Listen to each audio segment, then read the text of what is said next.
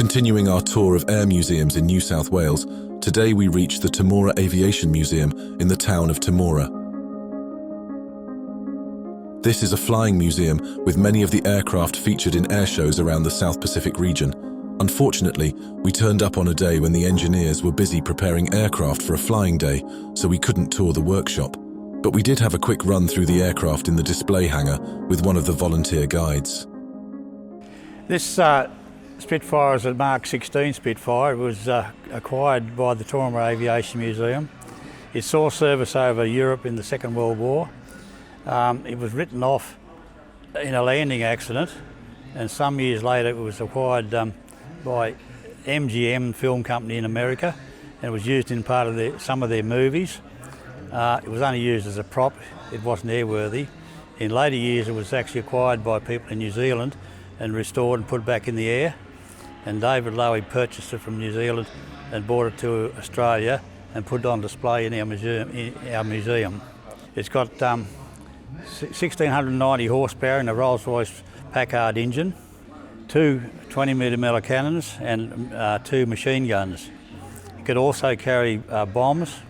It's flown here on a regular basis. It actually does the air shows around Australia, and recently was down at Victoria in the Avalon International Air Show. This aircraft here is a Cessna 02, a derivative of a Cessna 337, but it's been put into military configuration. It was flown in Vietnam by an Australian pilot, David Robson, who was a forward air controller. His job was to fly it over the jungles and mark a target for the bombers. It's powered by two engines, one in the front and one in the back, 200 horsepower Continental engines. This aircraft was actually damaged several times in Vietnam with light arms fire and repaired and put into service. So basically, David Robson flew it under control of the American Air Force. This aircraft is a Lockheed Hudson. Australia received 249 of these for service in the Second World War. It was used as a bomber, also used as a troop transport, could carry up to 14 troops once they removed the gun turret. In later years it was actually used as a submarine hunter off the West Australian coast, and then it was purchased by an aerial photography company for aerial photography, and in later years it became East West Airlines flagship in North Queensland as a passenger aircraft. It was acquired by the Aviation Museum of Malcolm Long's family and put into service as part of their collection. Powered by two Wright Cyclone engines developing 1,200 horsepower. A very heavy aircraft to fly. It's actually got operational bomb doors, which are used on our display days. It also had machine guns in the nose and also the gun turret at the rear. This is the museum's Mark 8 Spitfire. It was the last Spitfire to be acquired by the RWAF. It never actually saw active service in the war because the war had ended before it was taken delivery of, so it was never given to a squadron. It's more powerful than the Mark 16. It's got 1,710 horsepower in a Rolls-Royce Merlin engine, equipped with two 20mm cannons and four 303 machine guns. It's actually flown quite often. It'll do a lot of work on Anzac Day and that sort of thing. This is a Ryan aircraft. It was developed in America to train the American pilots. It's a basic trainer powered by a 150 horsepower Monesco engine. This is a Gloucester Meteor aircraft. It was flown by the Australian number 77 squadron in Korea. It's powered by two Rolls-Royce Derwent engines, four cannons on the front, and it could also drop bombs off the wings. It was flown by Sergeant George Hale, who had two kills in North Korea.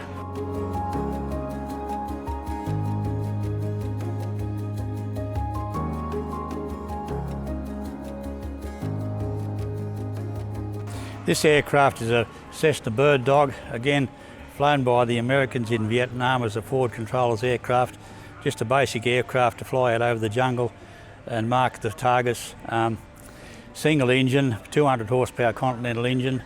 It could carry rockets, coloured rockets on each wing to mark targets, and again just a forward controller's aircraft. This is a Cessna Dragonfly. It was flown in Vietnam. They were actually designed and built in the early 1970s. Two jet engine aircraft for low-level attack over the jungles in Vietnam. It could drop bombs off the wings that had a machine gun in the front.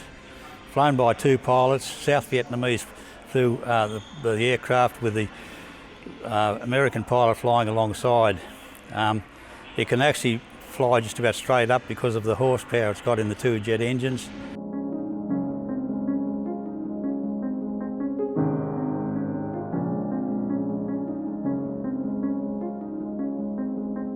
This aircraft is a CAC Boomerang. It was designed and built in Australia at Fisherman's Bend in Victoria. Australia built 249 of these aircraft for use in the Second World War. They were used in New Guinea as a low-level fighter over the jungles, also shipping escorts. This particular aircraft was 27 years in the restoration process. It's powered by a 1200 horsepower Pratt & Whitney engine. It had 4 303 machine guns on each, and it could also drop bombs off the wings.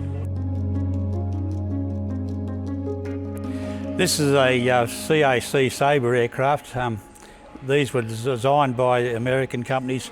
They were built some of these were built in Fisherman's Bend in Victoria by CAC. The Australian Sabre was fitted with a Rolls-Royce Avon engine, single engine. It actually had cannons on the front, could drop bombs or missiles off the wings, and was used by Australia in late Korean War, and then some of them were based in Malaysia at Butterworth before this one was returned to Australia and restored.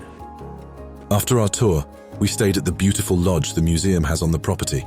After talking to some locals over dinner that night, it was obvious that without a doubt, the strength of Temora Aviation Museum is in its flying displays, which we did not get to witness. There are, however, flying days through the year, and we would encourage you to check out their website and consider making a pilgrimage to one of these events. We will be doing so ourselves in the future and bring you back a video essay of a Temora air show